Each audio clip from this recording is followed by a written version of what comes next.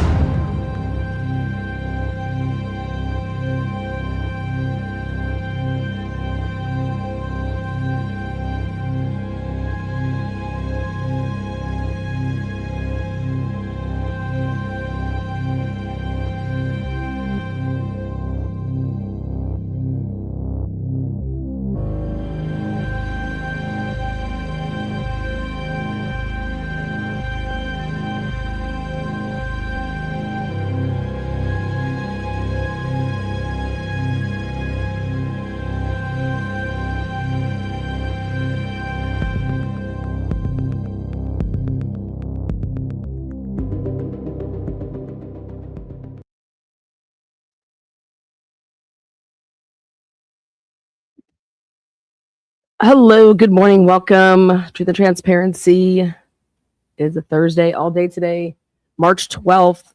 This is your coverage of the Tepe murders. The Ohio dentist and his wife, so Monique and Spencer Tepe, they actually just put up their house for sale. It's on the market. We have the 58 photos. Also, we'll check in and see where the case is at right now. I know they are set to be back in the courtroom in April 16th. Ashley Banfield did a podcast yesterday. We're actually going to pop in over there, and I'm going to show you guys a couple of things about when me and Bella broke down the crime scene as far as with the autopsies. So we're going to cover that. So good morning. Here we go. Excuse me, I'm slowing with the weather a little bit. Now, I went through these and I believe that they used a staging company, but you know, I could be wrong. The kitchen.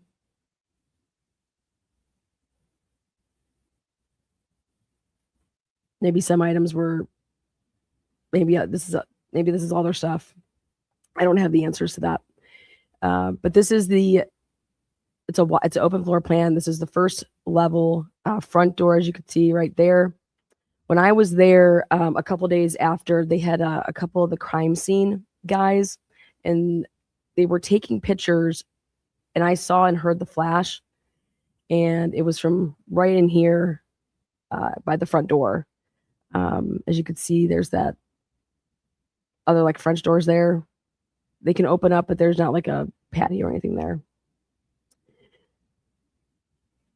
So, yep, the main level is just like a long, like living, dining room, kitchen, all in kind of one modern, open, long, skinny.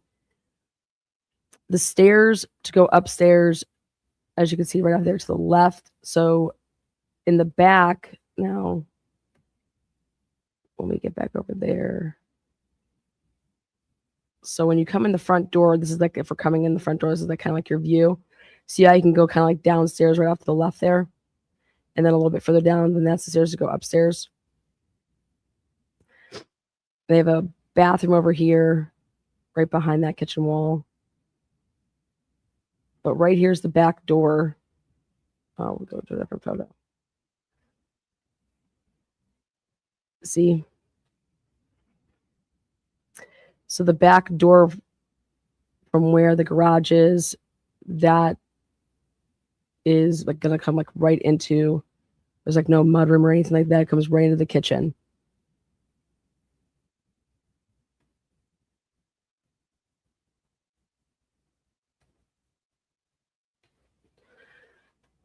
To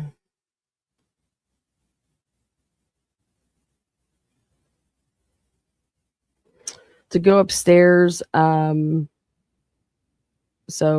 just so you understand, when you're going to just go up these 3 steps here, an Apple Watch, let's say, or your phone shouldn't register these 3 as just being like that you went up a flight of stairs or anything like that. It's going to be when you go to the next plank of stairs, that's where you would get the flight in. For us with like the digital stuff, just pointing that out. Also, so that you can understand when you're coming up and you're going to be going back up the stairs this way to the left. That means that that's going to be the front of the house, then the back of the house. So as we're walking up the stairs, and that's this room right here is the front of the house. That's that's 4th Street, and that's across the street. And so I know when we were doing this case, we were trying to figure out what rooms were which and where everybody was potentially situated. So this room right here, let me make it as big as I possibly can.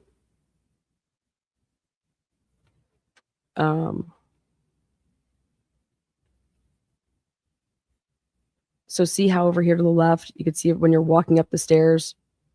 If you go, it's just like immediately to the right like that. You see that? Oopsies. You see how the difference? It's like right off to the right.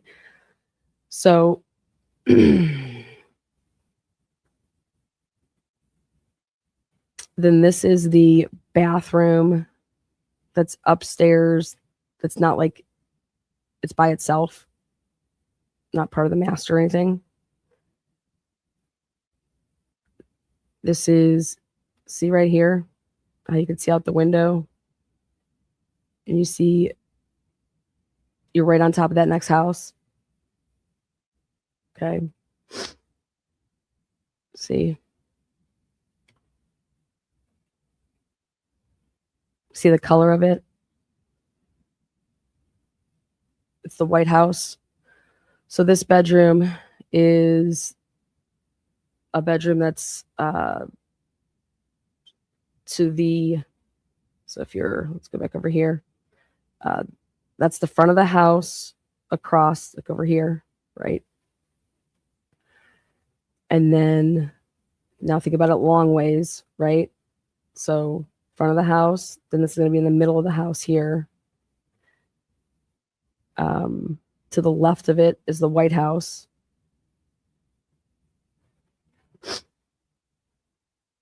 I should say the other White House. But then this is what I want to show you guys. You guys see how this is a long hallway this way?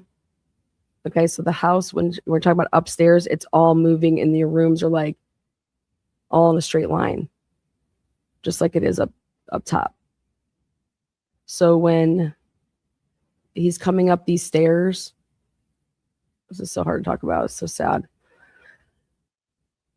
He's coming up these stairs and he would have met right on, like, to know which room you're going into, because none of this was available. Like, none of this. So see how, like, you come up the stairs like this.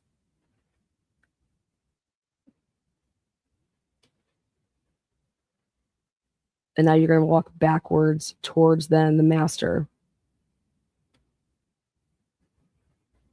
Let's see.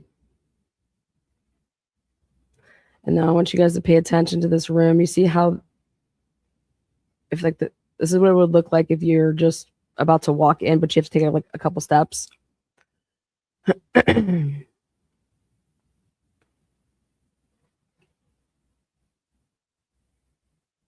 See the see those houses in the back? I gave a tip and I said, hey, you can see this back room here. Okay. If you are at that, what's it called? That Huckleberry place, I called in a tip and I said, when you are standing or in a car and you're up by the Huckleberry. I was like, you have a straight shot in to look and you could see their house. Okay. And I said, whose is that room? That's the back room. Okay. And now, depending on how they chose to make, maybe they were like, we're not going to take the master, but I don't see why they wouldn't. This room is theirs. So when you come back and you walk in, if you are on the floor, you see where the bed is. If you're on that opposite floor, you see how you would be able to not see somebody over there if they were off on the ground over there. And you just see, you can see somebody over here off of the side of the right. Yeah. That's what I believe the situation was. And why the 911 caller, when they went in, they just saw him. Well, at first they didn't see anybody because they were looking like in the bed. But there is that little wall. You could see, you see this little, right here. Like you have to like kind of still like turn to the right to like look down on the ground, but oopsies. That's the walk-in. That's the master bathroom. Oh, that's sweet, by the way. I think that's upstairs. The washer dryer connect is upstairs on the top level. And it opens up. I think it's right here. Actually, I can show you. Right. See that? I think that's it right there.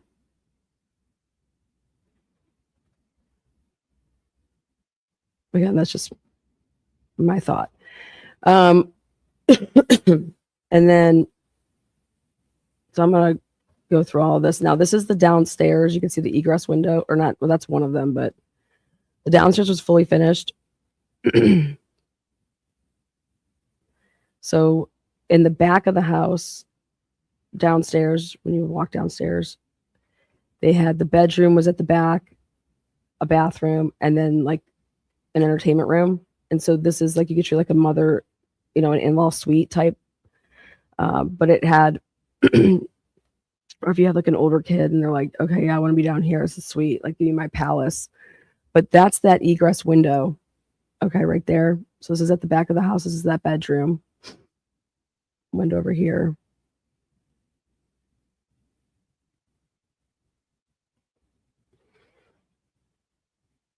And this is the bathroom that's downstairs in the basement. It's a finish. Like I said, it's all 3 levels. And then this is the backyard. And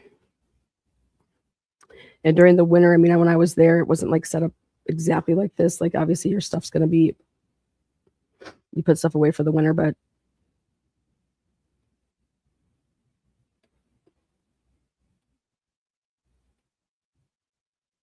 and then that's the garage. This is the alley. So we're going to go through it again, but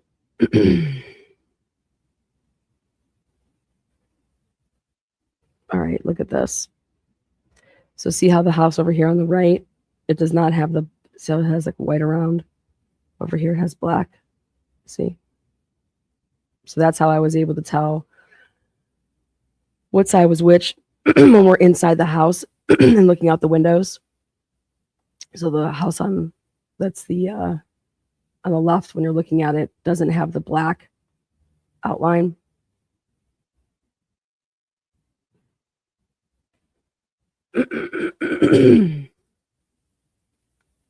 Sorry guys,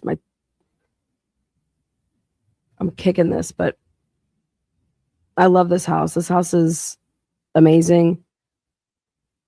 I said I want to buy it. I'm looking to move, and I was like, I want to buy this house.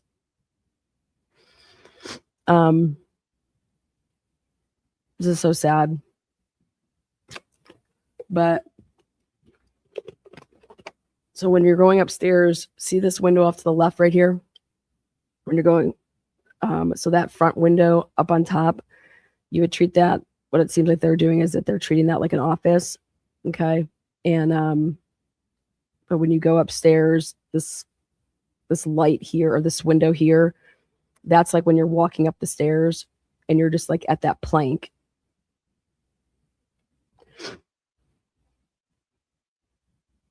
I'm still trying to figure out where the heck this is at.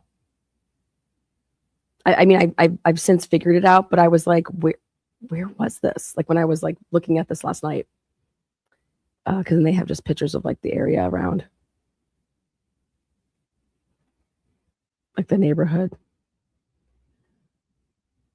So, all right. Now I'll go into super sleuth mode so that we got through it. I was trying to figure out if Michael McKee was able to get his hands on the layout of this house, and absolutely you could have went and got certain things, sure, but remember what they said, that he potentially went there on December 6th. Okay, so let's talk about this.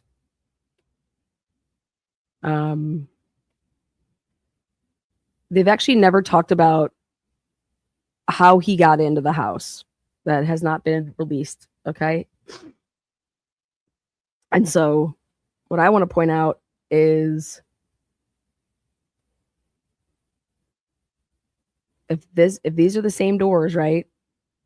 You could see the locks. Remember I did an episode on those.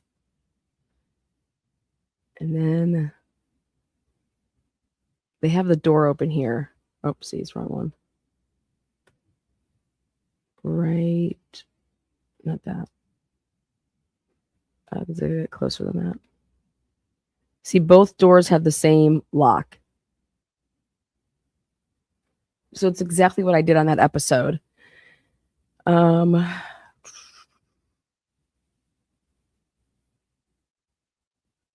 So you have,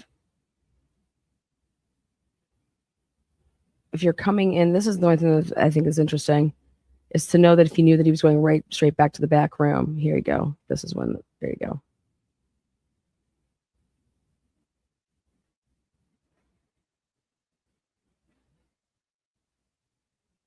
See that door, how it's glass?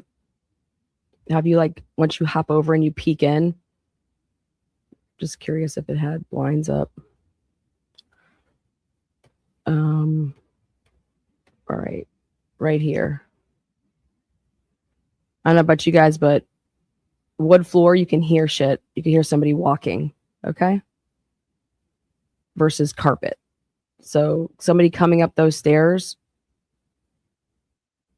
you're going to be able to hear way more so than if it's carpet, it's going to be less. So I thought about that. Then I thought about, okay, so this is the front room. Obviously, again, see those houses out there. This is 4th Street. This is the front. And they have it staged right now as it was an office. I don't know if that's how it was. I mean, they had their 2 kids, so I'm guessing that one bedroom was the one kids. This would have been one, unless they had the 2 kids in the same room. Again, we don't know. That'd be, but it looks like, I think they both had their own separate rooms. So that would have been one of the kids' rooms. This would have been the other kid's room, which is in the middle. Or I'm sorry, not in the middle, but I'm gonna go back. You know, when you're walking right up the stairs, let's go right here. Okay. You get to the top of the stairs. You can either go right or you can go left, and you're going to go into one of those bedrooms. Okay. Or you can spin around and go down the long hallway.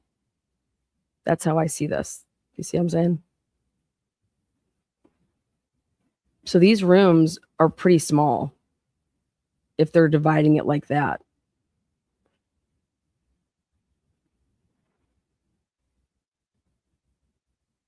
Not really, I guess, then.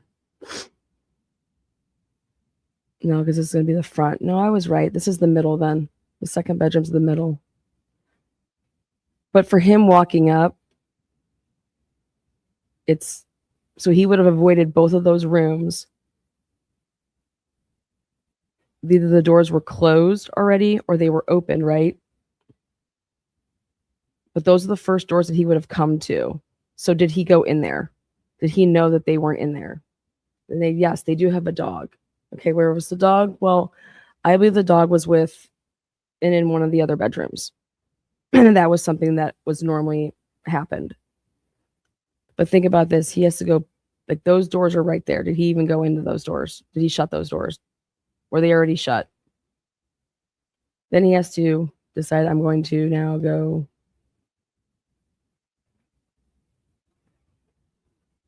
walk, like come up and, pivot and spin and go back towards the back of the house, which is and then off right here. That's where that laundry, so convenient. And then you're walking right back to the master bedroom, which is at the back of the house, which is a clear view from the Huckleberry. And I put in a tip and I said, if you're at the Huckleberry and you sit up top in this car over here, you can look right into this bedroom, and whoever bedroom it is, they have a clear view at it. So they might want to go get the cameras and run them back X amount of days. Because if somebody was staking it out, or if they made a mistake and they were attempting to do a stakeout and they were going around to check where the cameras were, like a month prior to, or 2 months, or who knows. But I said that you have a view to the bedroom.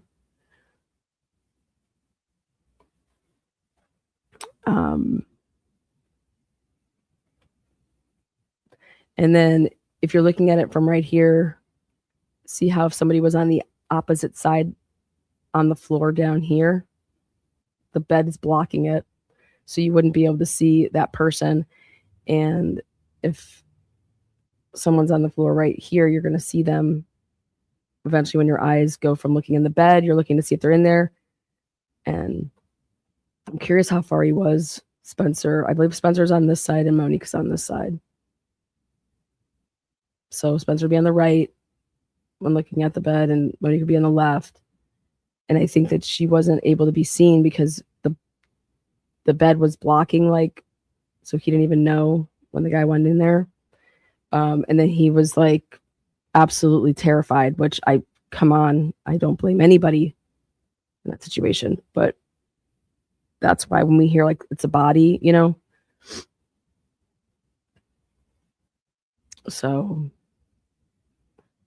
so sad.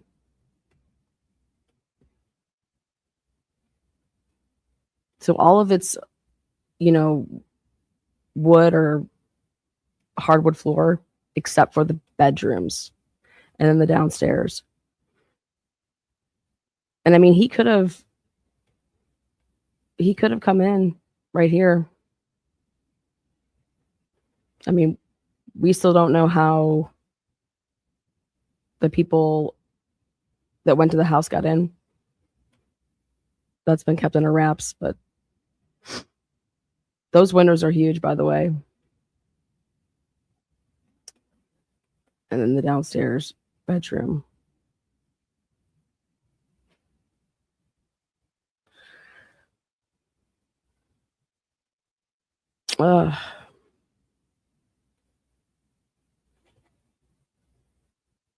So again, this went on the market 20 hours ago.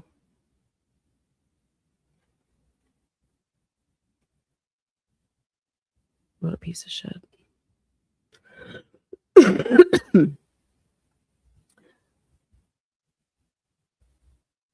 Does that window open? Yes, it does. Yeah, that's an egress window. Ohio does not require disclosure of murder or other violent crimes occurring in houses because they're not considered material defects to the house.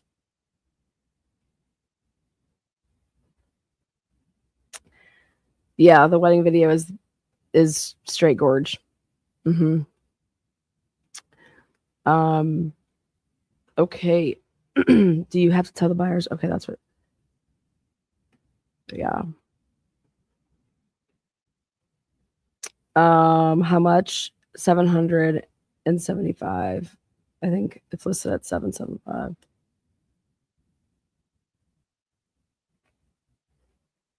I want to show you guys a video that Ashley Banfield did yesterday, or maybe it was, I don't know, 2 days ago. But she had a guest on to talk about the Tepe case And I think me and Bella rocked it. Yeah, I think we did. Let's see right here.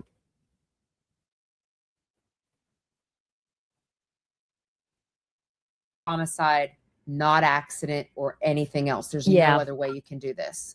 I mean, for sure, manner of death is homicide. We're Yes, there. We got an arrest. We got an arrest. Man killed man. Yeah. So, Right. and I say man meaning human killed human. Like that, I could understand it from that standpoint too. Or as we discussed in our other episode, which was, you know, a really disturbing conversation, but critical. Sometimes people want to. So let's just start there, because it wasn't of the autopsy findings. And I do have the summary of Monique's. Okay. But let's start with Spencer, okay? Because you've got the autopsy of Spencer in front of you. 7 gunshot wounds. So let's just start there, because it wasn't just multiple, it was 7. Right. The way, so as a forensic criminologist, I, of course, don't render any kind of medical opinion, but my job in the process of crime scene to courtroom is to serve as an analyst, to where the forensic pathologist, when we do have somebody sitting at the round table analyzing this and they're explaining the medical aspects, my job is to explain the emotional, the cognitive, and the behavioral aspects of this and how it ties into the victimology and how it compares back to what we know about Monique, what we know about Spencer, and you know what they might have been doing. So let's start with the head. Gunshot wounds. Spencer was shot once in the head, and the report is that 1 bullet traveled through his ear. Yes. And so I'm looking at 7 gunshot wounds of total: head, neck, trunk, extremities. And one thing that I noticed about this, Ashley, is that everything is to the left side of his body. And that's, of course, consistent with a right-handed shooter. You know, like that is most consistent. And that's Okay, so now going back to the house photos.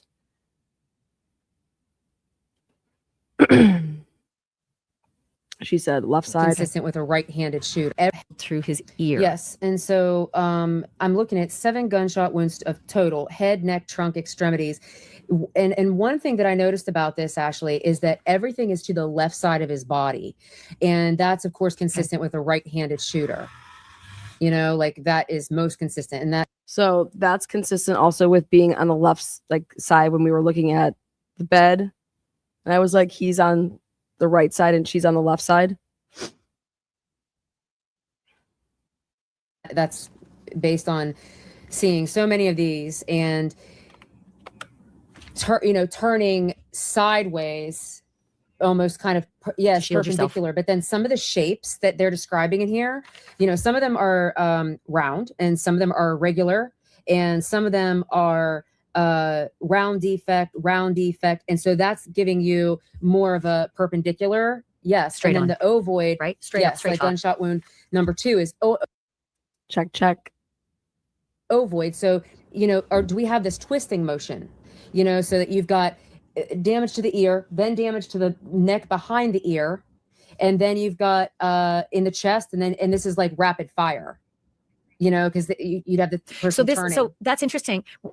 It tells me that the possibility is that the shooter was aiming for Spencer's face straight on, and as Spencer turned, he ended up being slightly shot, slightly grazed through that ear and out the neck. But that would be, the aim would not be, I think I want to take you out at the ear. It would be, I want to get you in the face. Right. And, yes, it could be directly to the face. And a lot of these anger retaliatory type offenders, of course, they're going for the face. They're going for the neck, the chest, anything, because like the wounds are not on the big toe, not in the knee. Right. And so like where the wounds are is just as important as where the wounds are not. So. Well, guess what? Especially since the alleged killer is a vascular surgeon and knows exactly where the kill shots are best. It's a complete reflection of what I call geno-enviro-socioculturalism. And that is my made up word, literally, for the aggregate of how the offender's environment, education, institutions, traditions, custom system, value, hobbies influence the emotionality, the cognition, and the behavior of the offender. And we're seeing a reflection of, I know where I have to shoot someone in order to kill them.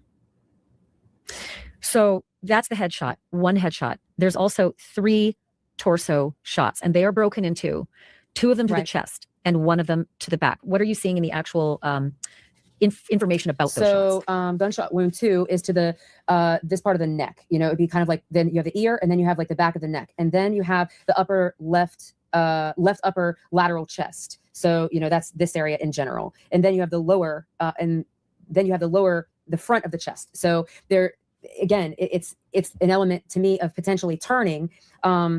And these are also, they're described as round defects. So the round defects is, is it straight? Yes, it's straight on again. So let me flip the page here. Are all those ones, are all the torso shots, the 2 to the chest, 1 to the back, are those all round? 3 and 4. Or are those deflected? Number 3 and 4 are round. Number 3 and 4 round. Okay, Number 2 is ovoid to the neck, so it's and it has a dark brown marginal abrasion, which is a different type of marginal abrasion. That's the kind of the ring around the wound. And so sometimes you'll see it described in autopsy reports, like as they'll kind of measure it, and then they'll explain what it looks like. So for example, like they may be talking about distance, so like, is it an area of the body that is covered with clothing to where when the projectile goes through the intermediary target? So like, on my shirt, it would go through here and then go through another shirt and then go into the skin. It's hitting different things. And so it changes what the abrasion collar looks like a lot of times. And so they can infer distance sometimes.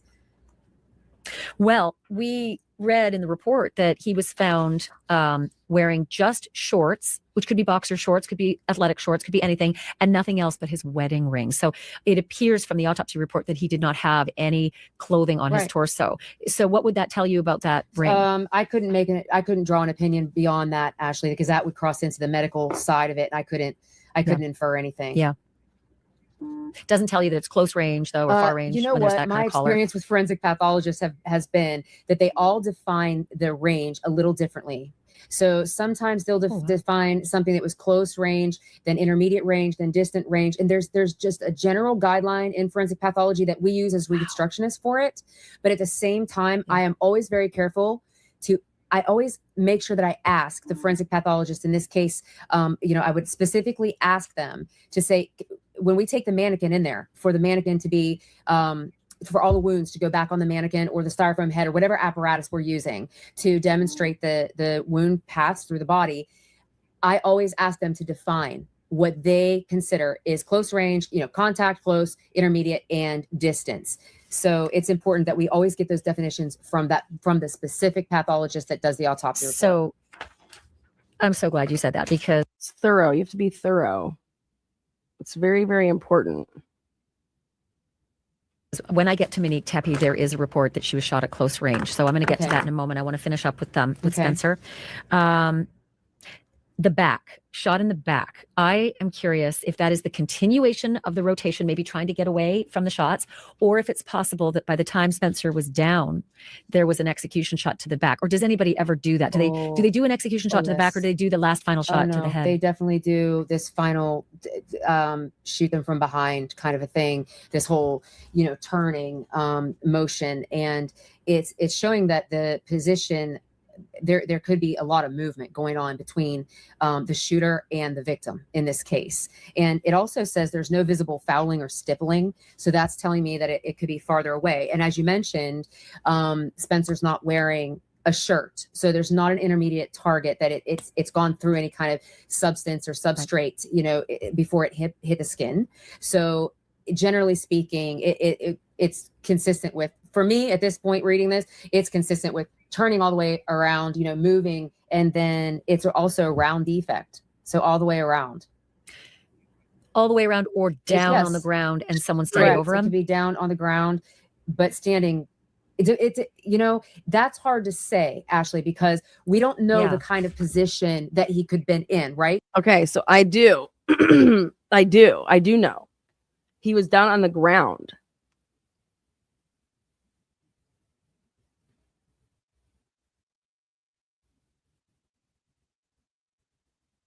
So that's interesting to me. So like the fact that it's round just means that the Straight on. So like we really can't infer his position. You can't tell if he's standing. Right. You can't tell if he's Right. lying down when he gets that final that's shot, exactly right? We really can't tell that at this. But this is what I say. If he was turning in towards the bed instead of turning towards outside the bed, I'm envisioning. Ooh. I don't think he came up to the side of the bed. I think he came to the middle of the bed. Like at the bottom of the, like in the middle of the bed at the bottom.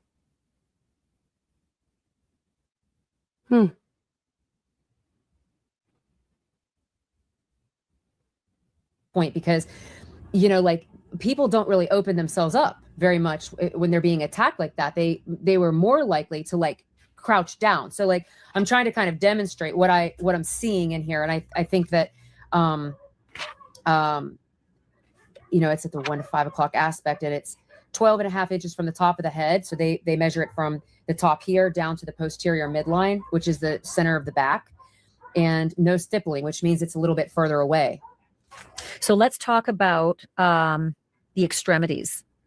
He was shot once in his left hand and once in the right upper arm. And all I can imagine is somebody who says no and does this, right. no. That's and then exactly you're right. getting, if you're aiming for the face or the head, then you're Exactly what Bella said. getting a shot, let's see, it's the left hand, you're getting a shot here and Right. maybe the arm there. Is that what you would picture? Yes, absolutely. And we see that a lot of times in these types of cases, that where, one of the questions that I always ask a forensic pathologist is, can the victim make purposeful movement? And that's really, really important. What shot is fatal? You know what I mean? Like you always have to identify, is the ear shot fatal? Is the neck shot? This is what we wanted to know, right? Which ones of the wounds, remember we were talking, we wanted to know which ones of the wounds was the last. Which one was the first, the last. Those are to me always the most important. Fatal? Is the chest wound fatal? You've got blood pressure issues going on. You've got chemical issues happening in the body. There's all kinds of things going on from a biological standpoint that you have to ask that medical professional who specializes specifically in unnatural violent death. That's a very different type of death than hospital pathology. Yes. So asking that question is the number one question I would be asking this pathologist right now. Could Spencer Tepe have made purposeful movement after the shot? And which shot? We have the wound to the hand. That's not going to be fatal. So the wound to the upper back, the wound to, what is it going through everything that all of the damage, because it's causing catastrophic damage through the body. But again, it still does not take 7 gunshot wounds to cause a ceasing of life in this case. This is consistent with anger retaliation. Overkill. Yeah, it's a complete rage type of a killing, but it's controlled. And that's one of the things that I really, really want to get across, is that this is inconsistent with frenzied attack. This is consistent with a planned, premeditated, organized, sophisticated, thoughtful, mindful attack. Methodical. Yes, absolutely. Very methodical. Well, this sounds obvious to me, but there's probably something I don't understand in this line. It says cause of death, obviously gunshot wounds to the head, neck, trunk, and extremities. But then it says included visceral, skeletal, and soft tissue damage. Again, it sounds kind of obvious, but is there something I'm missing? Gunshot wounds to the head, neck, trunk, extremities, visceral, skeletal. No. So the cause of death is different than the manner of death. The cause of death, we're talking about what caused the body to be unable to sustain life. And the injuries that were sustained by Spencer Tepe, caused by the wounds to his head, neck, trunk, and extremities, basically rendered his body unable to sustain life. Plus, you've got a lot of bleeding. The bloodstains in this case, they're going to tell a whole story on their own. And bloodstains are, to me, one of the most honest forms of evidence, and they always tell the truth. Right there. And this ties in to my Idaho 4 coverage. The bloodstains, they always tell the truth. The crime scene, when they say the crime scene speaks to you, okay? That's a phrase.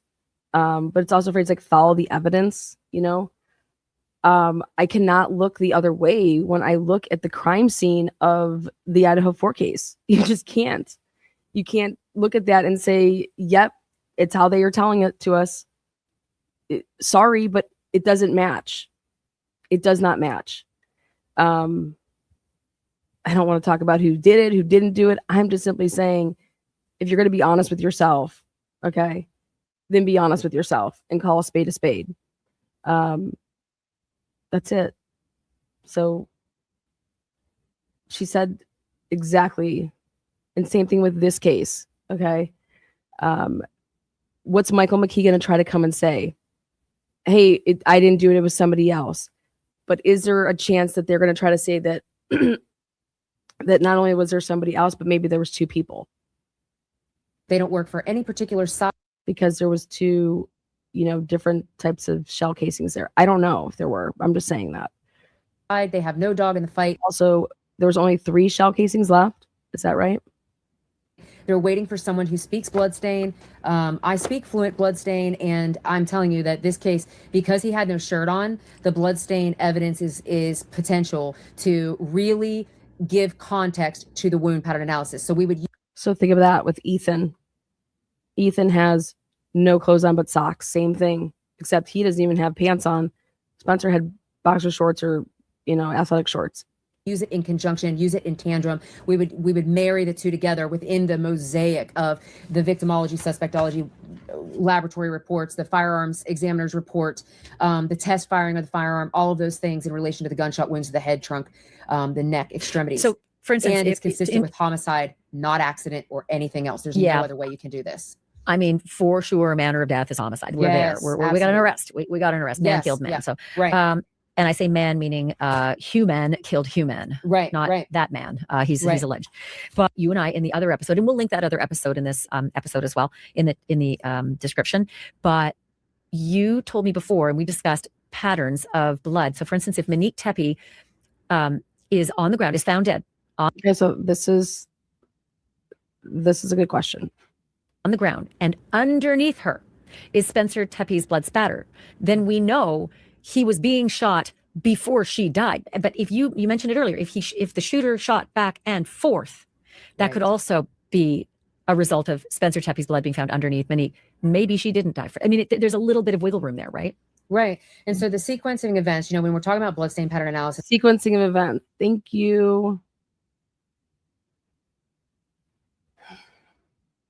We're talking about the analysis of the size, shape, location, and distribution of bloodstains. I mean, that's just the very bare bones of the definition. And blood, luckily for all of us, it behaves by the laws of gravity. Physics, right? And physics and gravity, Yes, it's science. Yeah, I love it. I love gravity. Blood don't run uphill. You know what I mean? Like that's kind of like a catchphrase in Tyreek Pugh. You guys, I'm going to start really heavily going to my stuff with Aliquippa here. We're going to get this army going again, because guess whose turn it is? My turn, our turn, Truth and Transparency's turn. Yep. We're breaking down the Sheldon Jeter Jr. case all over again because we are putting together ineffective assistance of counsel. Yes, we are going. It's our turn. Brady, all this shit. We are going. New evidence, you name it. Let's go. That I've always have said. And kicking that all off, Scott Roeder did it. I said that crime scene cannot be the crime scene. Your girl was right. Your blood cannot be flowing. Okay, if you're on a hill laying and it's going down, you cannot be laying on a hill that it's downward and blood be running out of your nose, but come up and over your head this way. Your head has to be tilted back, laying over on something for there to be blood, gravity going that way.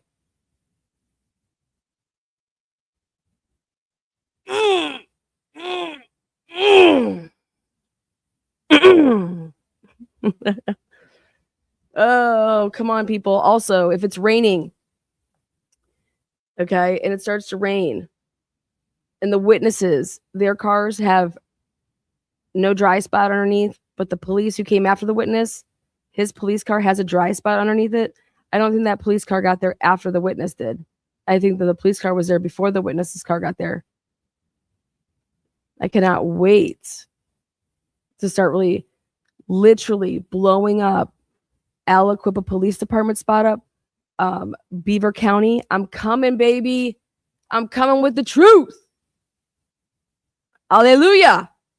Aliquippa, I got you. People who pose bodies don't realize that body already bled down and that body is now sitting up. And flow patterns. So another thing that we're going to be looking for here for me is flow patterns. So, how does the blood drip from the ear? And then all of a sudden, does it turn left or does it turn right? Because it shows that the body is upright potentially at the time of the shot, right? And then the body goes forward or the body goes backwards. And so the blood will start to come down, but then it'll hook. And it'll show you these different directions. And so it shows you movement after the infliction of injury.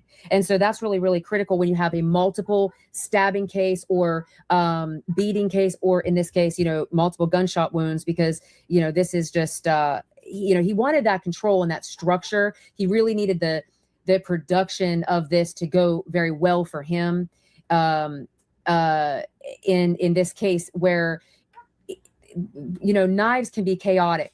And this is not like a dissociative frenzy. This is a very, very controlled attack where it's front to back. It's left to right. In Spencer's case, it's dynamic. Yes, and right to left in some ways. It's upward and downward. So you have these it's not static. This is as opposed to a victim, sleep in the bed. You come up behind the victim, shoot the victim once in the back of the head, no movement, no purposeful movement after the time of the shot. This is indicative of maybe the victim is moving, maybe the offender is moving, maybe they're both moving together until the force is applied so greatly to the victim that the victim cannot move anymore. And so it's immediate loss of all this neurological function too. And that's more on the medical side. But to me, like, you're being shot. You know what I mean? Like you're thinking what's happening. So there's not like maybe they're thinking, I just have to get away. Or like to your point, is it all 7 shots to Spencer and then to Monique, or the other way around? Or yes. How are they distributed? Where's the spatter at? Where's the blood? Or back and forth. To me, it looks like, based on the clustering, and I say that loosely just because we have an ear shot on Spencer, we have a neck shot, to me, this isn't a cluster. Right? So it's shoot, because otherwise he'd be moving too far away to be able to get them all in the same zone. Yeah. Right. And you might have, going through the center piece of the body as well, and I've seen that many times. So also, when you're in a bed, you're trapped. Let's be honest. For me, it's kind of like, I'm looking at it like, yes, there's movement, but it's the same thing. Like, you're laying down. Just because you're raised, you're still laying down and somebody's standing, How much movement? And that's where the forensic pathologist comes in to say, yes, okay, so here's the purposeful movement that this person could have made. You've got the distal area of the arm hit. You've got the hand hit. Those are not going to be fatal. And the forensic pathologist is going to explain what could be fatal, what caused a loss of blood to where the blood pressure was, dissipating, where there's, the person's going out like a candle. There is this other piece in the report that said time to death, which to me as a layperson means how long did it take him to die? And the coroner determined death occurred within seconds to minutes. Minutes made me upset. And I wanted to ask you about that, but also with that kind of terror and also confusion, would there have been a significant amount of pain? Again, that's on the medical side, but my experience with understanding autopsy reports and listening to forensic pathologists all of these years, they've said that there's not a lot of pain in cases where the body releases endorphins. So when we become injured as human beings, generally speaking, the body tries to protect us somewhat. And in some cases, there isn't a lot of pain. And then in other cases, there is. So again, the forensic pathologist would be the one in this particular situation, in the location of those particular wounds, to be able to really, really elaborate on whether they thought there was pain. I hope that your body's defensive mechanisms would kick in for Spencer and Yes. Monique, and that it just would be terrifying. Yes, but hopefully painful. No. Okay, let's turn our attention to Monique and the reports that we know about her autopsy. And that is that she suffered 9. So she suffered 2 more gunshots than Spencer did. Considering she's the ex and Spencer's not, that's probably not surprising to you. No, that's the report is that she suffered from 9 gunshot wounds. He suffered from 7. It's domestic violence homicide. So even though he is a former intimate partner, it still is classified as domestic violence homicide or intimate partner homicide. And the reports that I read was that he threatened to kill the suspect in this case, the defendant in this case, who's been charged with these crimes. There was domestic violence prior to this, and this type of dumping, this rage type dumping into the victim, is an emotional release. It releases like a perceived, grievance, abandonment, those kinds of things. And the shooter in this case, regardless of who it is, knows how to operate a weapon. They can fire the weapon repeatedly under stress. They understand how to take down the target. And not only did he intend, or the killer intend, to kill Monique and Spencer, but also dump all of the rage that was being experienced into this act. It was like, 1 bullet, that was nowhere near enough. 2 was nowhere near enough. But it's like, was it, it's interesting to me that, like, you mentioned, your firearm and how many projectiles that firearm holds, and that we have 16 in this case as well. And it's like, okay, is there even a plan that I'm going to shoot you 9 times and I'm going to shoot you 7? Is that even part of the plan?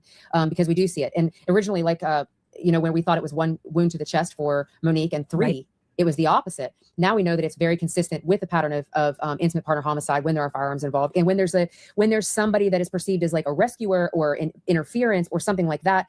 The shooter in this case was able to adapt his or her or whoever's position to make sure that this got done, and it got done exactly the way that it was planned. And to me, that's what her wound pattern shows us, is that it went as planned.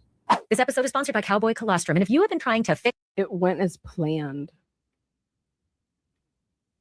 Like I said before, we know there's nobody standing on the ceiling, shooting downward into the bed. So it's it's consistent with, is Spencer Tepe on, yes. Is he on the right side of the bed? So if you're at the foot of the bed, you're looking at the bed, is Monique on the left side and Spencer on the right side?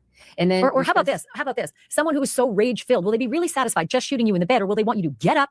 I'm about to tell you everything I want to unload, and then I'm going to do something to you, and I'm going to make you watch as I do something to your partner. I mean, I almost feel as though the satisfaction for somebody that rage filled to do shots to the face for both of them, right? They're going to want to take their time communicating the issues that they have with these people, right? Sometimes they do use very direct language. Like you said, they sometimes will go, get up, don't talk, move, sit down. They'll use very clear, direct language. We don't know in this case if there was anything spoken. Monique said to friends that this is out through reports. Monique told friends who reported to police that he said, I will buy the house next to you. I will track you down. You will always be my wife. And so that's why I think if that's true, that won't be somebody who's satisfied just coming in, popping off those shots and leaving. There's going to want to be some conversation and some settling of grievances about all of it. That's right. I mean, that's exactly right. I mean, this is about a prolonged, long-term type grievance that he's had with her. And I'm speaking about what the state's alleging, in this case. In domestic violence homicide, unfortunately, this is a pattern that is seen a lot of times, where the offender wants ultimate power and control of the victim, and a little bit of torture, a little bit of inflicting pain and suffering before the death. Yes, it can be mental or otherwise. Also be like that. Yes, and there has to be a tremendous amount of familiarity to come into somebody's house, come all the way through it, come upstairs, and end up in the bedroom, because the bedroom is a very purposeful location. That is not a random location for inflicting gunshot wounds on these victims, to me, Ashley. And I'm saying that because think about a bed, think about a bedroom. That is a very intimate space. He killed them in their bedroom. Or getting out of their car, outside at the garage, walking inside. But I will say this, if you're doing it under the cover of darkness in the middle of the night, the only place you're going to find them likely is in a bedroom.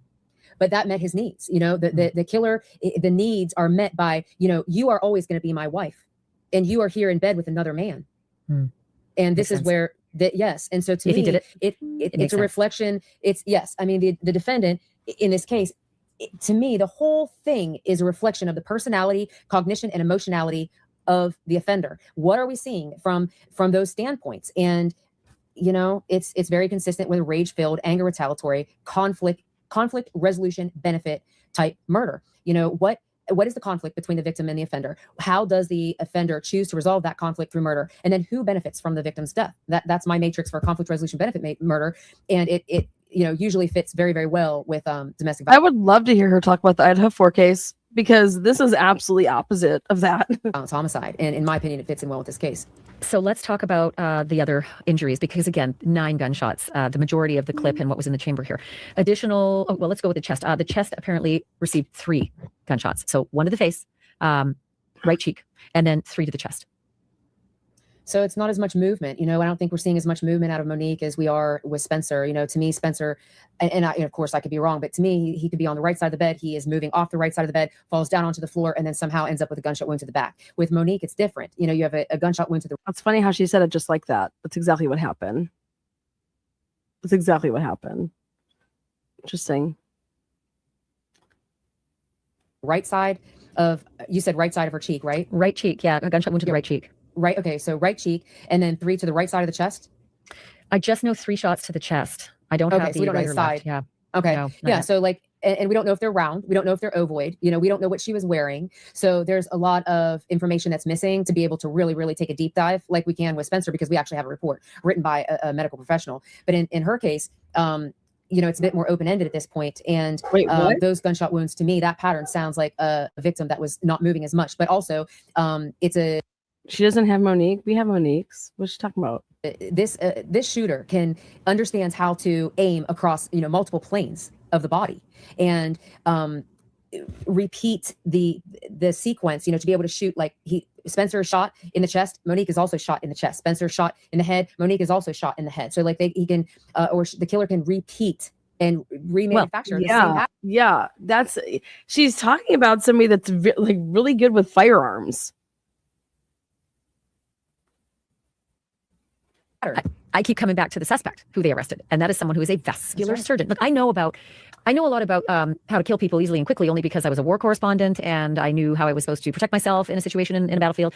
But I also, you know, I did the NRA course, and the kill zone is right here. This kill zone right here. You know, you are going for that. And as a vascular surgeon, you would know exactly what you've got to do, whether it's in the head, neck, chest. That's why I'm guessing, again, he's innocent until proven guilty, but I'm guessing it's why we don't have any shots to the legs, the butt, the feet, nothing. But you're in bed. How are you going to, what do you mean? What are you talking about? That's just ridiculous. Then why was Ethan hit in the, you know what I mean? Like, just come on.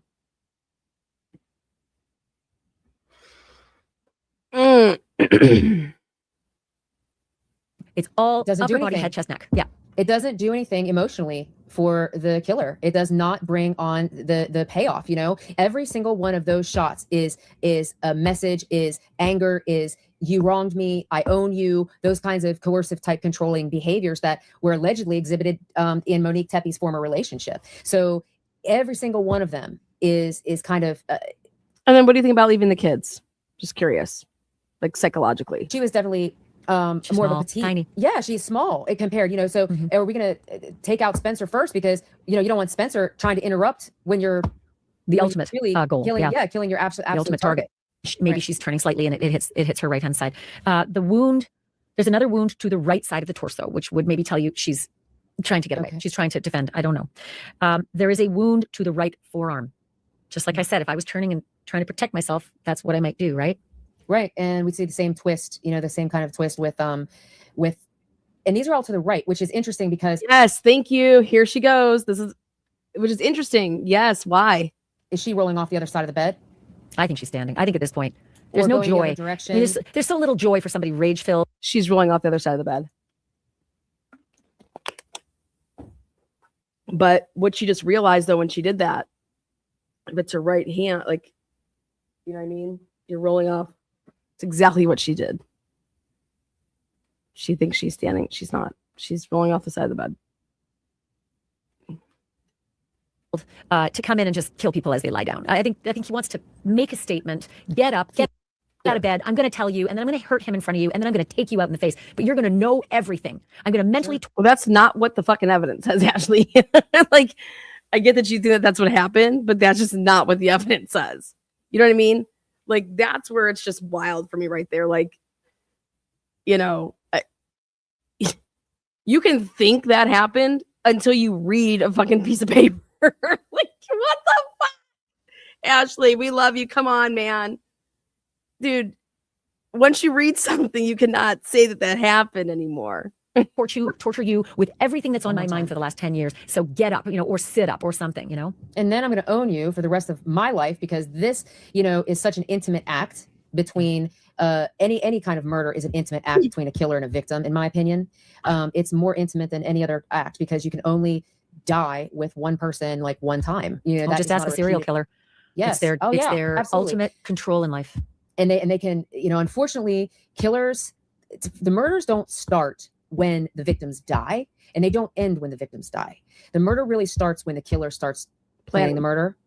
And I don't think they stop until murders don't end with the death of the victim. They more or less end when a killer stops getting satisfaction from the murders. And I think that this was, again, goal-oriented murder in this case. Very deliberate, very purposeful locations on the bodies.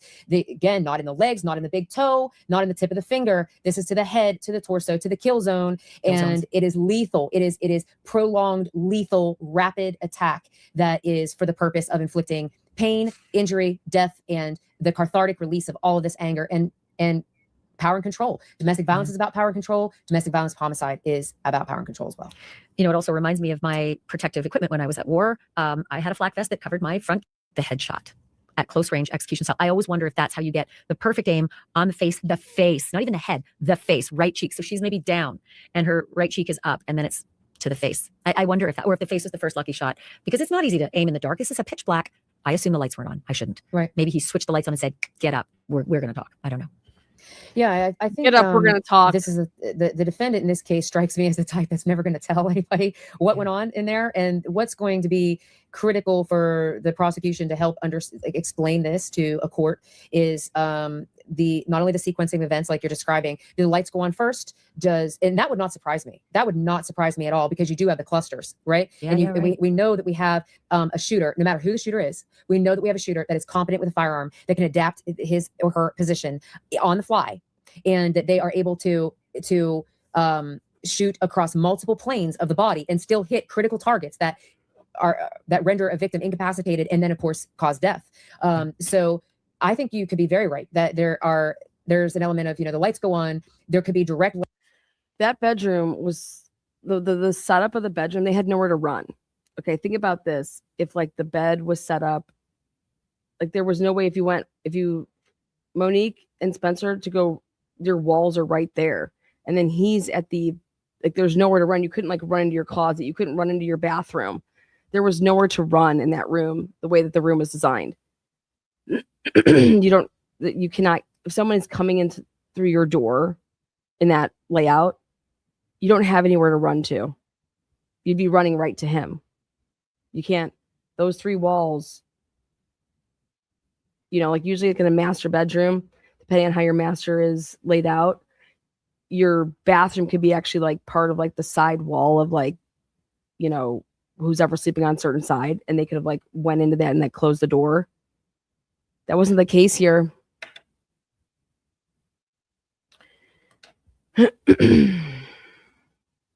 Language, there's the element of surprise. They have absolutely no idea, that this is about to happen. They're caught under blankets or something like that, where they have to move away. And does it say where she was? We don't know where she was found, right? We don't, but I can say that the 911 caller could only see Spencer fallen off the bed.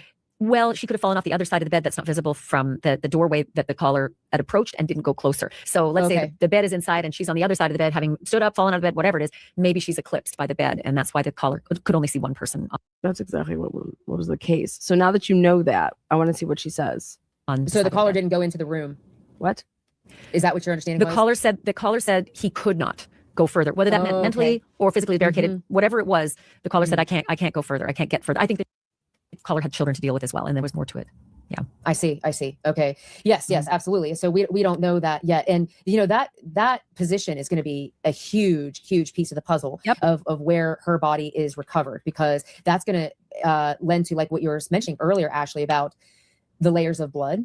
A lot of times you will find and not, like if you have two victims in a scene like this and both are bleeding at the same time, which we know they are both bleeding at the same time, and we don't have any indication that anybody else is bleeding in the scene. So from like bloodstain pattern analysis side of the house, we're going to be looking for those layers of blood, which, what came first, what came second, what items are maybe disrupted and on top of blood, what blood actually spattered, back spatter versus forward spatter, all of those kind of things are going to come into play. And you're dealing with fabric, a lot of fabric in bedding, a bedroom, carpet, yes, maybe. Yes. So the way that blood behaves on every different fabric is different. Like the way it behaves on polyester is different. The way that it behaves on cotton and synthetics and stuff. So sometimes the bloodstains can be stretched out because like the droplet of blood goes onto the fabric. Sometimes they sit directly on top of that fabric and they just sit there like in a little spheroid on top of the fabric and they don't absorb. And then there's other types of fabrics where the blood will absorb and then it changes the size and shape. It distorts that size and shape. And it's like, okay, can we really use that to analyze exactly what was going on right here?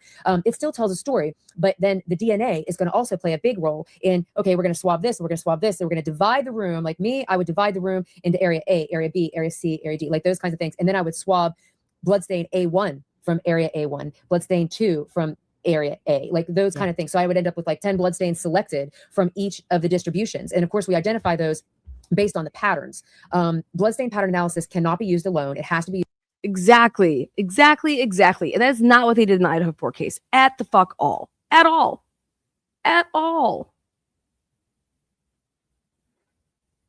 don't believe any convo was had. 1000%. If there was any convo that was had, it was after Spencer was taken out.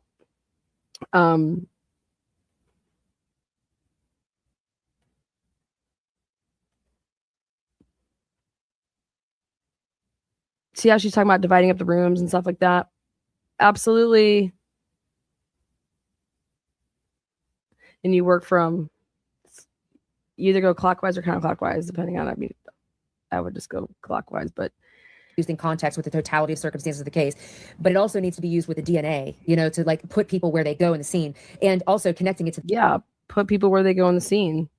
You just can't make shit up. If it's not there, if evidence isn't there, then that's what they were arguing about in the Idaho 4 case. Evidence not there does not mean evidence miss. Like it was like, I'm like, stop. Full stop. The totality. Okay, we're not going to act like we're idiots now. All right. There's no footprints coming out of that house at all, anywhere. And we saw Xana's bedroom. Okay. So the person had to get naked, take everything off that they had, and then tiptoe around and make sure they don't get any blood on themselves, right? That takes time, right? And then Dylan would have seen what? A tiptoeing. Hey. I'm a vampire. That event. Now, in this case, it's very highly unlikely that there's going to be a bunch of blood in the room other than from this event, right? But that's not always true in every case. Honestly, it's not. I mean, sometimes you do have what looks like to be old blood and you're having to test it because you're like, is that even relevant part to of this? scene? Yeah. Right. Yes. I cut my foot during the summer and I stepped on the carpet and Exactly. So swab like 10 stains from each of the areas, each of the distributions to the room. And I'm imagining that there are going to be different distributions because of what we're talking about here, that we have movement. It isn't, these wound patterns are indicative of movement. And even though these are like prelim reports that we're looking at here, it's still illustrious of potential movement. We're not going to know that until much later, but that the bloodstains are going to tell the story. Here's something that might tell. I think a really good episode would be is to like, why would you swab? Like she just said, you're only taking like so many samples. You're not like swabbing everything, So the question comes to me is, why are you choosing certain areas to swab over certain areas, Because there's no handbook to that. In fact, they tell you that it's like an art, like your crime scene specialist, they choose. Well, who's training them? Because I think we need to talk more about that shit. Okay. You want to talk about some crooked ass shit? What about the person that just, you guys want to really talk about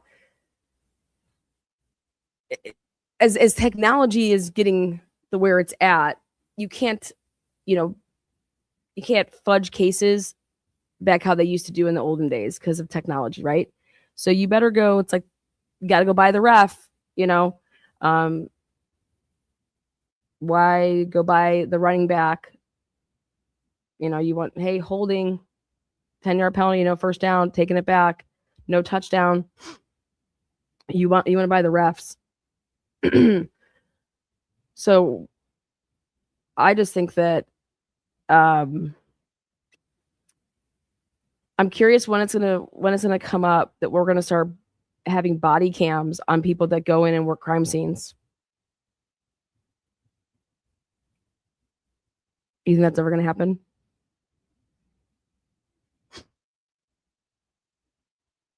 Think about it. Why do we have cops wearing body cams, right? Are we gonna ever have crime scene specialists? I think everything that they do should be recorded. Right? That's what we have the technology to do it. Why wouldn't we set up a camera and have the room being monitored? Somebody was murdered, right? At the time of death, again, this is for Monique Tepe, not for Spencer. Spencer's time to death was within seconds to minutes, but time to death for Monique, the coroner determined, occurred rapidly. Rapidly was the word, not minutes to, not seconds to minutes, rapidly. So there's a catastrophic injury to her body that was where she was not able to sustain life.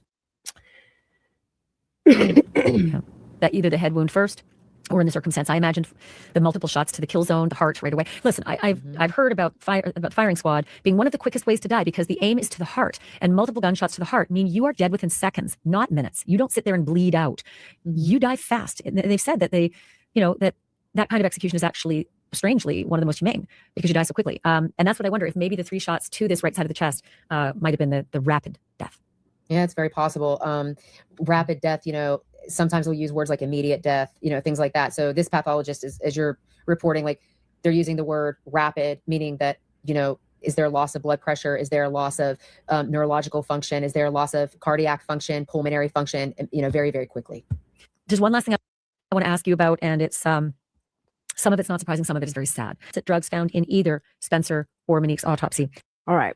So again, run it back to the beginning. If you guys want to see the the pictures of the house, it is for sale. Let's see. I guess, you know what? I'll just take you guys back there really quick.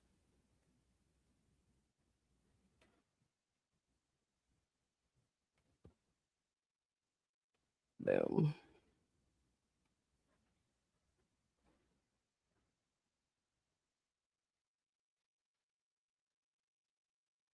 Yeah. There you go. And this is what I meant by that they were trapped. Spencer's on the right side of the bed. Monique's on the left side of the bed. Spencer came off and was on the ground there on the right side. And then she rolled over and she was on the left side and fell. And so she was not able to be seen. Now the question is that I'm curious, did they only truly recover 3 shell casings? So he picked up 13 of them.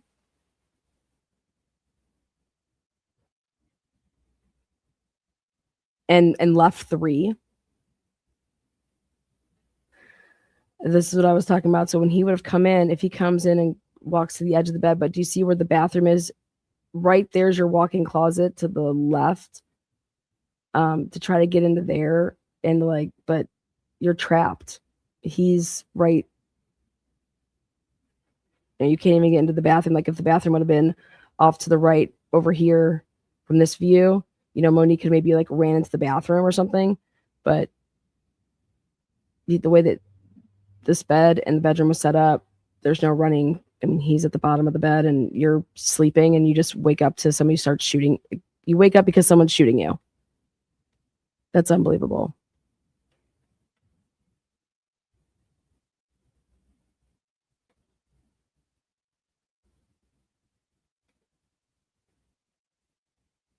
And then to think that, thank you so much. Allie Telly, cams at crime scenes. Yes, document everything. Tepe case will be very interesting to watch. Agree on the no conversation part. Controlled rage. Yep. Some good points in this clip and night and day from the Idaho shit show. Yep, exactly.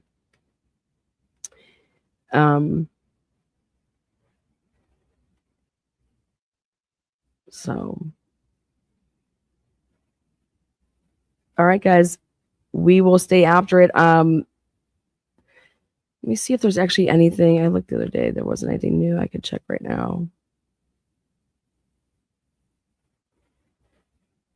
We're waiting on their exchanging discovery. We're back in the courtroom with the Tepe case on April 16th.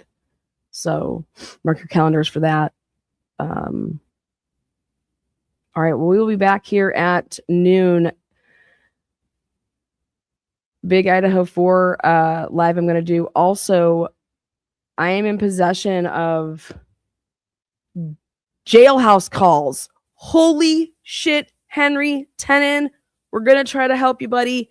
Oh my God, this man was just getting royally screwed. But we have his jailhouse calls, or some of them. Wait till you see how these are all laid out. Oh, but we got to talk about it. The things that he said. Oh my God. Oh my God. All right, we'll see you back here. Thank you, moderators. Thank you, all of you guys that are subscribers, members, lurkers. Hit the thumbs up on your way out or the thumbs down. I will never tell you how to think. Again, thank you guys.